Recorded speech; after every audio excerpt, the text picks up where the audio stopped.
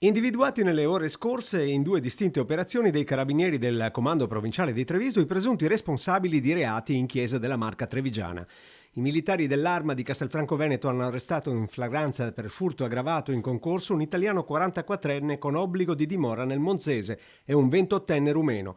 I due sono stati bloccati a Castelfranco con l'intera refurtiva e i classici attrezzi del mestiere, un metro pieghevole e due rotoli di nastro biadesivo. Colpita la chiesa di Santa Maria della Pieve in via Borgo Pieve a Castelfranco, dove sono stati rubati due portacandele in vetro e ottone, vari libretti liturgici e lumini votivi e danneggiate nel tentativo di sottrarle una copertura in rame e un'acqua santiera. I ladri hanno messo a segno un altro colpo anche nel Duomo di Santa Maria Assunta e San Liberale, in Vicolo del Cristo, dove utilizzando un metro flessibile con applicato all'estremità un nastro biadesivo cercavano di estrarre il denaro contenuto nelle cassette delle offerte. Scoperti dal sacrestano si sono però dati alla fuga. In attesa del processo i due uomini sono stati rimessi in libertà in attesa di giudizio.